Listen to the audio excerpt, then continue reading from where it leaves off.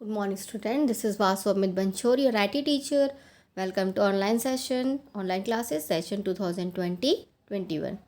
So, students, today we'll learn Central Processing Unit CPU.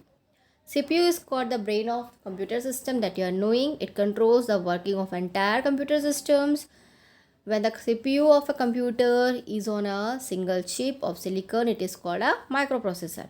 Chips are the same size of postage stamp. All personal computers have microprocessor in them. So here, if you are giving any instructions, all the CPU process will done here in the CPU. So see, this is the diagram. First input goes to primary or main memory, then here at the top secondary memory, at the bottom control unit, CPU, arithmetic logic unit, and then goes to output. Like this it works.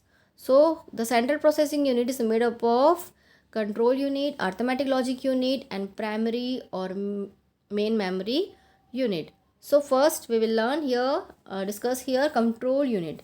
Control unit controls the flow and manipulation of data and information. It also controls the flow of data from the input device to the memory and from the memory to the output device. This does not process data but acts like a central nervous system for the other data processing components of the computer. So what is the use of this control unit? It controls the flow of data, controls and manipulation the flow of data and information, from where data flow from input device to output, input device to the memory, or from the memory to output device. Like this it is travel. So arithmetic logic unit, ALU is the part of computer system where all the arithmetic calculators and comparison are made. After the calculation is done, the result is sent back to the memory as ascertain whether the result of the logical operation is true or false. Like this the ALU works. It shows only the arithmetic calculator and comparison calculations only. Then primary or main memory unit. The primary memory has following basic areas.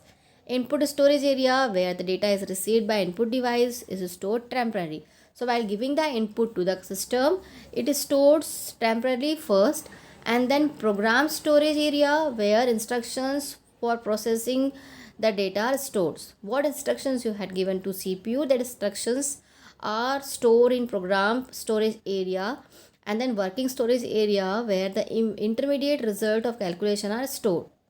After processing, the result will be stored here in working storage area, and then output storage area, where the information to be sent to the output device is stored. Output device that you are knowing, their store is called known as output storage area. So this is central processing unit. What is the use of central processing unit, on which made up of what? That control unit, arithmetic logic unit, and main memory unit. So students, today our chapter 2 is also completed. So some another class I will give you the assignment questions. Thank you.